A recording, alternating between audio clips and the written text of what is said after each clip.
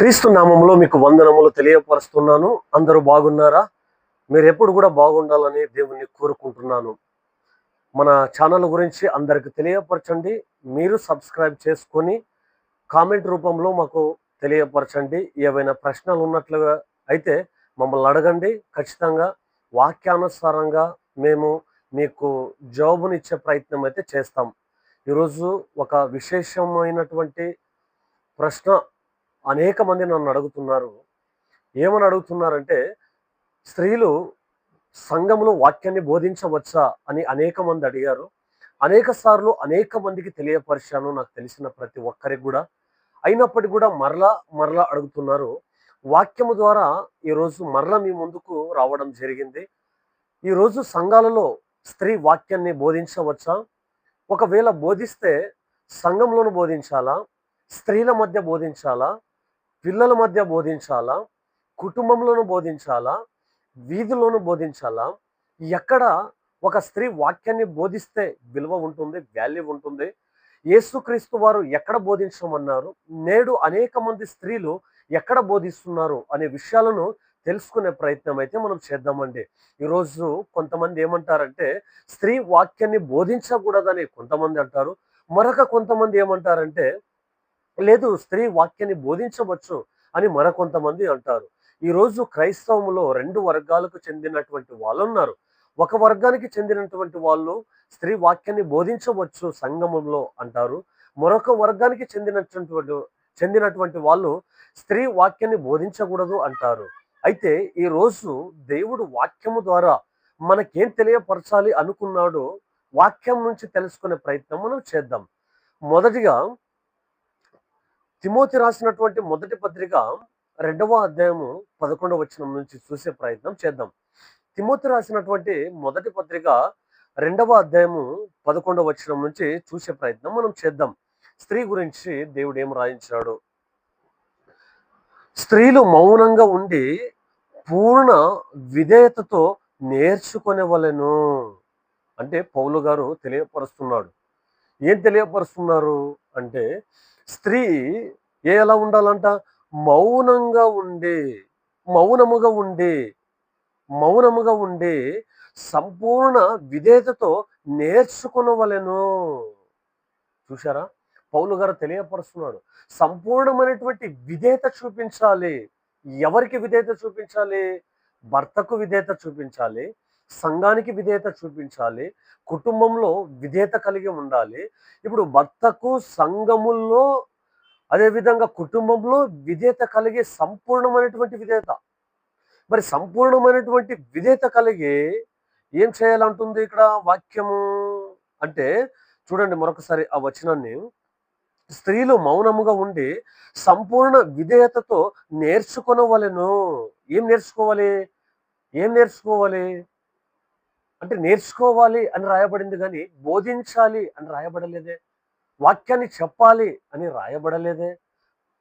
రాయబడిందా? రాయబడలేదు కదండి. మరి ఎందుకు మీరు కన్‌ఫ్యూజ్ అయిపోతున్నారు? వాళ్ళ మాటలు, వీళ్ళ మాటలు మీరు ఎందుకు వింటున్నారు? మనకు పరిశుద్ధ గ్రంథము స్పష్టంగా సెలవిస్తుంది, తెలియపరుస్తుంది. ఏం తెలియపరిచింది ఇక్కడ 11వ వచనంలో? స్త్రీలు మౌనముగా ఉండి సంపూర్ణ విధేయతతో నేర్చుకొనవలెను. స్త్రీ మౌనంగా ఉండవలసినదే గాని ఉపదేశించుటకైనను, పురుషుని మీద అధికారము చేయుటకైనను ఆమెకు సెలవియ్యను అంటున్నాడు దేవుడు ఇక్కడ.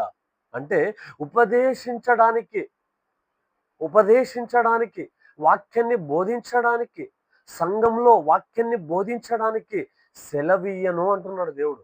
మరి దేవుడే వాక్యాన్ని బోధించడానికి నీకు సెలవివ్వను అన్నప్పుడు, మనుషులు సగం సగం వాక్యం తెలిసినటువంటి వాళ్ళు స్త్రీ వాక్యాన్ని బోధించవచ్చు. లేదు, స్త్రీలకు కూడా మీరు అవకాశాన్ని ఇవ్వండి, స్త్రీ వాక్యాన్ని బోధించవచ్చు. ఈరోజు ఎంతమంది అండి, ఎన్ని రకాలుగా సంఘాలను గలిబిలి చేసేవాళ్ళు. సంఘంలో వాక్యము ఉన్నది ఉన్నట్టుగా ప్రకటించమంటే తమకు అనుగుణంగా చెప్పుకునే పోయేవాళ్ళు ఎంతమంది. ఇక్కడ పౌలు గారు ఏం తెలియపరుస్తున్నాడు 12వ వచనంలో అంటే, స్త్రీ మౌనముగా ఉండవలసిందే గాని ఉపదేశించుటకైనను, పురుషుని మీద అధికారము చేయుటకైనను ఆమెకు సెలవియ్యను, సెలవియ్యను అంటున్నాడు. అంటే వాక్యాన్ని ఇక్కడ ఉపదేశించడానికి ఏమివ్వను నేను? సెలవియ్యను. అధికారము చేయడానికి కూడా, పెత్తనము చేయడానికి కూడా నేను సెలవియ్యను అంటున్నాడు. మరి ఈరోజు చాలామంది సంఘాల మీద ఏం చేస్తున్నారు? పెత్తనము చేస్తున్నారు. అంటే కొంతమందిని నేను చూస్తూ ఉంటాను ఈ సోషల్ మీడియాలో, లేదా కొన్ని సంఘాలను చూసినప్పుడు కొంతమంది నాకు వాళ్ళు వాక్యాన్ని బోధిస్తున్నటువంటి సమయంలో ఏమర్థమవుతుందంటే, ఉదాహరణకు సతీష్ కుమార్ గారు ఉన్నారు. ఆయన ఎప్పుడు వాక్యాన్ని బోధించినా కూడా తన సతీమణికి ఇవ్వలేదు, భార్యకి ఇవ్వలేదు సంఘంలో వాక్యం చెప్పడానికి. స్త్రీల కూడికలలో వాక్యం చెప్పిందామె. కానీ పబ్లిక్ మీటింగ్‌లో మీరు చూడండి, లేదా సండే ఆరాధనలో మీరు చూడండి, ఎప్పుడైనా మరి ఆమె ఎక్కడైనా వాక్యము చెప్పిందా అంటే చెప్పలేదు. ఎందుకంటే సతీష్ కుమార్ గారికి తెలుసు. ఉదాహరణకు చెప్తున్నా మళ్ళా తప్పుగా అనుకోవద్దండి నన్ను. ఉదాహరణకు చెప్తున్నా. మరి ఆయన అంత వాక్యాన్ని తెలిసినటువంటి వ్యక్తి, అన్ని సంఘాలు స్థాపించబడినటువంటి వ్యక్తి, మరి అమ్మగారికి ఎందుకు సంఘంలో వాక్యాన్ని చెప్పడానికి ఇవ్వలేదు? ఎందుకు ఇవ్వలేదు? అంటే ఆయనకు తెలుసు. ఏం తెలుసు?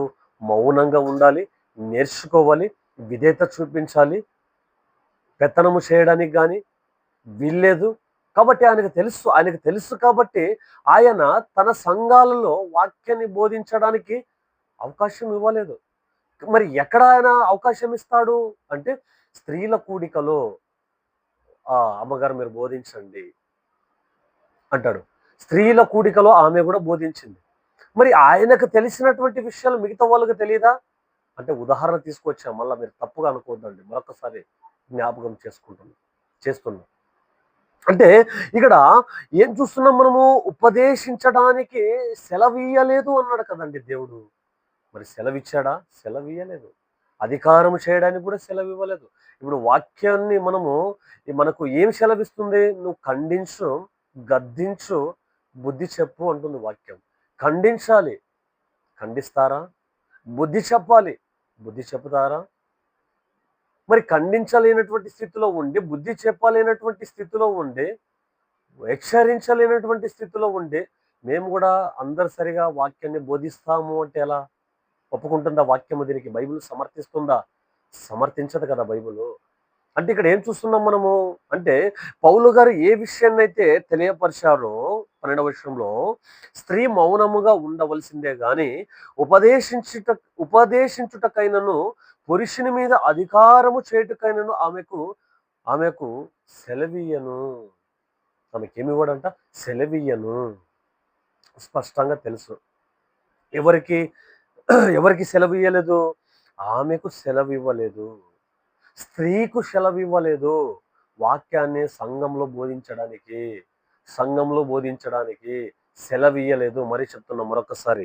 అలా సెలవియ్యలేదు కాబట్టి ఈరోజు అనేక మంది వచ్చి ఏమంటారంటే, వాక్యం చెప్పొచ్చండి తప్పేముంది? వాక్యము చెప్పొచ్చండి తప్పేముంది? అంటే వీళ్ళు సువార్త విషయంలో దేవుడు అడ్డపడలేదు గానీ, చెప్పొద్దు అని చెప్పలేదు గానీ, సంఘాని విషయానికొచ్చేసరికి, సంఘంలో వాక్యాన్ని బోధించాలి అనే విషయానికొచ్చేసరికి ఏమంటున్నాడు దేవుడు అంటే, మౌనంగా ఉండాలి అంటాడు. అయితే బోధించడము వేరు. అంటే ఉపదేశించడము వేరు. అంటే బోధించడము వేరు, సువార్త చెప్పడము వేరు. కొంతమంది అంటూ ఉంటారు, సువార్త, బోధన 2 ఒకటే కదండీ అంటారు.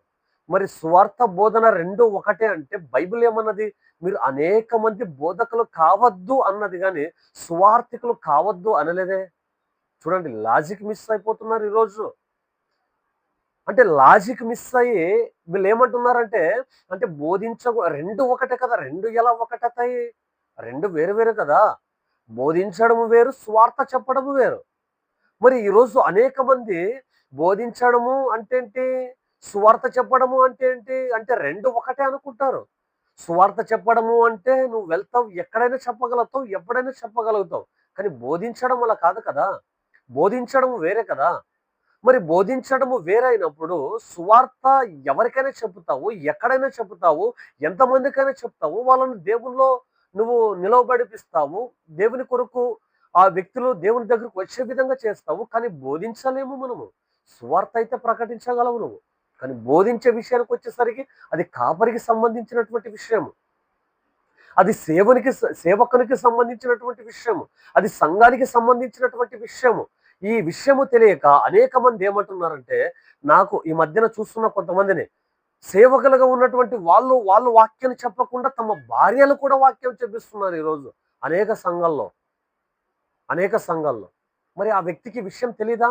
దేవుడు చెప్పాడు కదా, స్త్రీ మౌనంగా ఉండాలి, స్త్రీ ఉపదేశించుటకైనను అధికారము చేయుటకైనను సెలవీయను అన్నాడు కదా. మళ్ళీ వీళ్ళేందండి ఈరోజు సంఘాలలో వాక్యాన్ని చెప్పిస్తున్నారు వాళ్ళు చెప్పకుండా. వీళ్ళతోనే ఎందుకు చెప్పిస్తున్నారు వాక్యాన్ని? ఏమో మళ్ళా ఏమైపోయిందో సమాజంలో ఈ క్రిస్టియానిటీకి ఏమైపోయిందో ఈరోజు. అనేక మంది వెనకబడిపోయారు, సత్యాన్ని గ్రహించలేకపోతున్నారు, సత్యాన్ని తెలుసుకోలేకపోతున్నారు. బాధాకరమైనటువంటి విషయము, దుఃఖకరమైనటువంటి విషయము. కాబట్టి ఈరోజు దేవుడు ఏం మరొక్క వచనాన్ని చూసే ప్రయత్నం మనం చేద్దామండి. మరొక్క వచనాన్ని కొరింథీయులకు రాసినటువంటి మొదటి పత్రిక 11వ అధ్యాయం 5వ వచనం మీరు చూస్తే అక్కడ కొన్ని విషయాలు మనకు కనబడిస్తాయి. కొరింథీయులకు రాసినటువంటి మొదటి పత్రిక 11వ అధ్యాయము 8వ వచనము 5వ వచనం మీరు ఒకసారి చూడండి. అక్కడ కూడా దేవుడు మనకు కొన్ని విషయాలు మనకు రాయించాడు. ఏం రాయించాడు? 5వ వచనం నుంచి మీరు చూస్తే అక్కడ మనం చూస్తాము, ఏ స్త్రీ తల మీద ముసుగు వేసుకొనక ప్రార్థన చేయునో లేక ప్రవచించునో ఆ స్త్రీ తన తలను అవమానపరుచును, ఎలాగనగా అది ఆమెకు క్షౌరము చేయబడినట్టుగానే ఇందును. అర్థమవుతుందండి అక్కడ మనకు ఏం మనకు అనిపిస్తుంది? ఈ 11వ అధ్యాయాన్ని మీరు చదవండి, మీకు కొన్ని విషయాలు తెలియపరుస్తాయి, దేవుడు తెలియపరుస్తాడు. దీనికన్నా ఇంకొక విషయాన్ని మీకు తెలియపరిచే ప్రయత్నం చేస్తాను. అదే మొదటి కొరింథీయులకు రాసినటువంటి పత్రిక 14వ అధ్యాయము, మొదటి కొరింథీ 14వ అధ్యాయము 34వ వచనాన్ని మీరు చూస్తే అక్కడ మాకు కొన్ని విషయాలు మనకు కనిపిస్తాయి. ఇప్పుడు క్లారిటీ వచ్చేస్తుంది మీకు. ఇప్పుడు ఇక్కడ ఏం క్లారిటీ వస్తుంది? మొదటి కొరింథీయులకు రాసినటువంటి పత్రిక 14వ అధ్యాయము 34వ వచనం నుంచి, స్త్రీలు సంఘములలో మౌనముగా ఉండవలెను. సంఘాలలో బోధించాలా? అర్థమవుతుందా మీకు? స్త్రీలు సంఘములలో మౌనంగా ఉండవలెను, బోధించకూడదు, ఉపదేశించకూడదు కాబట్టి మౌనంగా ఉండాలి. మరి మౌనంగా ఉంటున్నారా? లేదు, ఉపదేశించాలి అంటున్నారు. ఇప్పుడు ఇక్కడ మనం చూస్తున్నాం, స్త్రీలు సంఘములలో మౌనంగా ఉండవలెను, వారు లోబడి ఉండవలసిందే గాని మాటలాడుటకు, అర్థమైందో లేదో, లోబడి ఉండవలసిందే గాని మాటలాడుటకు, తర్వాత సెలవు లేదు, మాటలాడుటకు సెలవు లేదు, ఇలాగూ ధర్మశాస్త్రమును చెప్పుచున్నది. నేను చెప్తున్నానా? ధర్మశాస్త్రము చెప్తుందా? ధర్మశాస్త్రము చెప్తుంది. అంటే స్త్రీలు సంఘంలో మౌనంగా ఉండాలి, వాళ్ళు మాట్లాడకూడదు కాబట్టి ఇది ధర్మశాస్త్రము చెప్పుచున్నది. వారు ఏమైనాను కోరిన ఎడలా, నేర్చుకోవలసినటువంటి అవసరత వస్తే భర్త దగ్గర నేర్చుకోవాలి అంటున్నాడు. చూడండి అక్కడ వచనం 15వ వచనము, వారు ఏమైనాను కోరిన ఎడల ఇంట తమ భర్తలను అడగవలెను. ఏమైనా నేర్చుకోవాలి అంటే భర్తను అడగాలి అంటున్నది. మరి నేర్చుకోవడానికి భర్తను అడగాలి అన్నప్పుడు, స్పష్టంగా తెలియపరిచినప్పుడు, మనము సంఘంలో బోధించే వారిగా, ఉపదేశించే వారిగా ఎలా ఉంటాం? మనము ఉపదేశించకూడదు కదా. మళ్ళా అంటున్నాడు, సంఘములలో స్త్రీ మాటలాడుట అవమానము. ఏమంట? స్త్రీ మాటలాడుట అంటే సంఘములలో స్త్రీ మాటలాడుట అవమానము అంటున్నాడు ఇక్కడ వాక్యం. అవమానము అంటే సంఘములో స్త్రీ ఉపదేశించుట అవమానమా? ఎస్, బైబుల్ అన్నది, నేను చెప్పడం లేదు. అవమానము. కాబట్టి కొంతమందిని సేవకులను మనం చూస్తున్నప్పుడు, కొంతమంది సేవకుల వాళ్ళ యొక్క సేవను చూస్తున్నప్పుడు చాలా సంతోషం వేస్తారు కొంతమందిని. ఎందుకంటే వాళ్ళు ఒక్కటే వాక్యాన్ని బోధిస్తూ ఉంటారు. తమ భార్యలు ఎవరైనా ఉన్నట్లయితే స్త్రీల గురించి అంటే స్త్రీల కూడికలో తీసుకుంటారు. Okay, done. పిల్లలకు బోధిస్తూ ఉంటారు. Okay, done. అంతేగాని ఇప్పుడు పురుషులు ఉన్నప్పుడు, స్త్రీలు ఉన్నప్పుడు ఈమె బోధించగలదా? ఈమె బోధించాలా? అంటే కొద్దిగా వ్యత్యాసం అవుతుంది అక్కడ. బోధించే విషయంలో వెనక ముందవ్వచ్చు. సరైనటువంటి గద్దింపు కలిగినటువంటి మాటలు రాలేకపోతాయి కొన్నిసార్లు. కొన్నిసార్లు రాలేకపోతాయి. అందుకే స్త్రీలు ఏం చేయాలంట? మౌనంగా ఉండాల్సింది అంతే. మౌనంగా ఉండాలి. నేర్చుకోవాలి అంటే తమ తమ భర్తలను అడగాలి అన్నది బైబుల్. నేను చెప్పడం లేదు. తమ భర్తలను అడగాలి. ఇప్పుడు మరొక విషయాన్ని మీకు క్లారిఫై చేయదలిచాను. యేసుక్రీస్తు 12 మంది శిష్యులను ఎన్నుకున్నాడండి. 12 మంది శిష్యులను యేసుక్రీస్తు ఎన్నుకున్న తర్వాత వాళ్ళను సువార్తకు పంపించాడు. గ్రామ గ్రామానికి.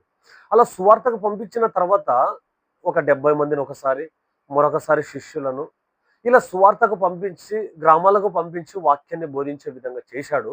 అలా అంతా అయిపోయిన తర్వాత యేసుక్రీస్తు చనిపోయి, మరణించి, తిరిగి లేపబడి పరలోకానికి వెళ్ళిపోయిన తర్వాత 12 మంది శిష్యులు ఏం చేస్తారంటే వీళ్ళు వాక్యాన్ని బోధిస్తారు. అలా వాక్యాన్ని బోధిస్తున్నటువంటి సమయంలో ఉదాహరణ పేతురు గురించి తీసుకుందాం మనం. పేతురుకు వివాహమైంది. పెళ్లి జరిగింది. ఆమె గురించి రోమీలకు రాసినటువంటి పత్రికలో ఒక మాట ఉంటది. ఏ మాట ఉంటదంటే, పేతురు గారి భార్య నమ్మకమైనటువంటిది, విశ్వాసం కలిగినటువంటిది అని రాయబడి ఉంటది. కానీ పేతురు భార్య సంఘంలో బోధించడానికి వెళ్ళింది అని రాయబడలే. పేతురు గారు ఒకసారి వాక్యాన్ని బోధించినప్పుడు 3000 మంది బాప్తిజాలు తీసుకున్నారు. 5000 మంది బాప్తిజాలు తీసుకున్నారు. మరి 3000 బాప్తిజాలు తీసుకున్నప్పుడు పేతురు నేను అలసిపోయానే, నేను ఒక్కడే బోధించకూడదు కాబట్టి ఇదిగో నా భార్యగా నువ్వు నాలో సగభాగం కాబట్టి నువ్వు కూడా బోధించు బోధించు అని చెప్పలేదే. పేతురు భార్య ఎక్కడైనా బోధించిందా? సహకారిగా ఉంది. ఉపచారము చేసే వ్యక్తిగా ఉంది. వాళ్ళ బాగోగులు చూసుకునే వ్యక్తిగా ఉంది. దేవుని సేవకులు వస్తే మంచి చెడలను, వాళ్ళకి ఆహారాన్ని, అదేవిధంగా వాళ్ళకి కావలసినటువంటి క్షేమాన్ని చూసుకునే విధంగా ఉంది పేతురు భార్య. అంతేగాని ఎక్కడైనా బోధించినట్లుగా 66 పుస్తకాల్లో ఎక్కడైనా ఉందా ప్రశ్నిస్తున్నాను. ఎక్కడ కూడా కనిపించదండి. 12 మంది శిష్యులు బోధించారు అంటే బోధించినటువంటి వాళ్ళలో కొంతమంది వివాహాలు చేసుకున్నారు. వివాహాలు చేసుకున్నటువంటి వాళ్ళు వాళ్ళ భార్యలు ఏమైనా వాక్యాన్ని బోధించారంటే ఆహా, కనబడదు మనకి. మరి స్త్రీలు బోధించారు కదా అని చెప్పేసి ఉదాహరణకు యోహాను రాసినటువంటి సువార్త 4వ అధ్యాయంలో ఒక స్త్రీని మనం చూస్తామండి అక్కడ. ఆమె ఏం చేసిందంట? బోధించిందా వాక్యాన్ని? సువార్త చెప్పిందా? అదే మనకు తెలియదండి. చాలా మందికి తెలీదు. ఏం తెలీదు అంటే ఆమె వెళ్ళి ఆ గ్రామానికి వెళ్ళి అందరికీ తెలియపరిచింది యేసుక్రీస్తు గురించి. ఏమని? ఒక బోధకుడు, ఒక యూదుడు నా గురించి ఈ విధంగా చెప్పాడు. ఉన్నది ఉన్నట్టుగా చెప్తున్నాడు. రండి అని పిలుచుకువచ్చింది. స్వార్థ చెప్పింది అంతా అక్కడ. ఆమె సువార్త చెప్పింది. వాక్యాన్ని బోధించలేదు, ఉపదేశించలేదు. సువార్త చెప్పింది అంతే. అలాగే కొంతమంది స్త్రీలను చూసుకుంటే వాళ్ళు చెప్పారు యేసుక్రీస్తు లేడు, ఆయన లేచి ఉన్నాడు. మగ్దలేని మరియ కావచ్చు, వేరే మరియ కావచ్చు. వీళ్ళు ఏమన్నారు? యేసుక్రీస్తు లేచారు. అదే బోధించారు వాళ్ళు. దాన్ని పట్టుకొని మనం ఈరోజు అనేక మంది ఆ ఒక్క విషయాన్ని పట్టుకొని తిప్పుతున్నారు. వాక్యాన్ని బోధించొచ్చు స్త్రీలు. మొన్న కూడా కొంత ఎవరో ఒక సెమినార్‌లో అడిగారంట. వాక్యాన్ని బోధించవచ్చా స్త్రీలు అన్నప్పుడు ఒక వ్యక్తి అన్నాడంట. బోధించవచ్చు అన్నాడంట. మరి వాళ్ళకి తెలుసో తెలీదో మనకు తెలీదు గానీ, ఈరోజు మనకు వాక్యము ద్వారా మనం నేర్చుకోవాలి. వాక్యము ద్వారా మనకు తెలుసుకోవాలి. కాబట్టి ఒకసారి ఆలోచన చేయండి. అపోస్తలులలో కలిగినటువంటి వాళ్ళు ఎందుకు వాళ్ళు వాక్యాన్ని బోధించలేదు? ఈరోజు అనేక మంది వాక్యాన్ని బోధిస్తున్నారు. ఎలా సాధ్యమవుతుంది? అప్పటికి ఇప్పటికి ఉన్నటువంటి వాక్యాలు ఏమైనా వేరైపోయాయా? మనుషులు వేరైపోయినారా? లేదా బోధలు మారిపోయినాయా? అంటే అప్పుడున్నటువంటి బోధ ఇప్పుడు లేదా? ఒకసారి ఆలోచన చేసుకోండి. అలా ఆలోచన చేసుకోండి. మరొకసారి మీ మనస్సాక్షిని మీరు మీరు పరిశీలన చేసుకోండి. ఏం పరిశీలన చేసుకోవాలి అంటే, వాక్యాన్ని అంటే ఉపదేశించడానికి స్త్రీకి అధికారం లేదు. మౌనంగా ఉండాలి. నేర్చుకోవాలి, అంతవరకే. నేర్చుకోవాలి. ఇతరులకు తెలియపరచు, స్త్రీలకు తెలియపరచు, పిల్లలకు తెలియపరచు. దాన్నేమి దేవుడు వద్దని చెప్పలేదు. నేను కూడా వద్దని చెప్పను. కాబట్టి ఎందుకు ఉపదేశించకూడదు వాక్యాన్ని సంఘంలో అంటే, అది అంత అధికారాన్ని దేవుడు మీకు ఇవ్వలేదు గానీ పురుషులకి ఇచ్చాడు. సేవకులుగా ఉన్నటువంటి వాళ్ళ గురించి ఎక్కువగా బైబిల్‌లో మనం చూస్తాం. సేవకురాలు ఉన్నారు అంటే అది ఈ శతాబ్దంలో మనం చూస్తున్నాం. ఇప్పుడు కొత్తగా ఒక 5, 6 సంవత్సరాల నుంచి, 10 సంవత్సరాల నుంచి స్త్రీలు కనబడుతున్నారు. అంతకుముందు ఎక్కడ కనబడలేదే. మరి అందరూ పురుషులే కనబడ్డారు కదండీ! స్త్రీలు కనబడ్డారా? రాత్రి వెళ్లి గ్రామాలకు వెళ్లి వాక్యాన్ని బోధించినట్టుగా ఇప్పుడున్నారండి? సంఘానికొచ్చినప్పుడు అక్కడ 2 మాటలు చెప్తారు గానీ, ఎక్కడికైనా వీధి సువార్త, లేదా ఇంకొక సువార్త వాళ్ళు చెప్పుకోనివ్వండి. కానీ వాక్యాన్ని బోధించే విషయంలో, ఉపదేశించే విషయంలో సంఘంలో మౌనంగా ఉండాలి. సంఘ కాపరే వాక్యాన్ని బోధించాలి. ఇది స్పష్టము. మీరు స్పష్టంగా నేర్చుకోవాలి. తెలుసుకోవాలి. అందరికి తెలియపరచాలి. ఒకవేళ మీరు వాక్యాన్ని వింటున్నటువంటి వారిలో స్త్రీలుగా ఉన్నట్లయితే మరొక్కసారి మనవి చేస్తున్నా. మీరేం చేయాలా? పురుషులకు అప్పగించండి. మీ బాధ్యత ఏంటి? స్త్రీల కూడిక మీరు పెట్టుకోండి. సండే స్కూల్ మీరు పెట్టుకోండి. చెప్పుకోండి. బలపరుచుకోండి. వద్దనడం లేదు. కాదనడం లేదు. అయితే వాక్యాన్ని బోధించే విషయంలో, ఉపదేశించే విషయంలో ఎవరుండాలి? అక్కడ పురుషుడే ఉండాలి. ఎందుకని? మీకు సెలవు ఇవ్వలేదు దేవుడు అంటున్నాడు. కాబట్టి ఈరోజు మీరు గుర్తెరిగి తెలుసుకొని, మిమ్మల్ని మీరు సరిచేసుకొని, ఇప్పటి నుంచైనా ఆ రోజు అపోస్తలులు వాళ్ళ భార్యకు వాళ్ళ అవకాశం ఇవ్వలేదు. చెప్పమని గూడా చెప్పలేదు. వాళ్ళకు గూడా చెప్పలేదు. ఈరోజు మీరెందుకు ముందుకొస్తున్నారు? ఎందుకు మీరు ఎక్కువ కనబడాలని ప్రయత్నిస్తున్నారు? ఒకసారి ఆలోచనలు చేయవలసిందిగా సహోదరులకు, సహోదరులకు గూడా తెలియపరుస్తున్నాను. రైట్. ఈ మాటలు ద్వారా మీరు బలపడినట్లయితే, ఈ మాటల ద్వారా మీకు మంచి అవగాహన వచ్చినట్లయితే, మీరు సత్యాన్ని తెలుసుకున్నట్లయితే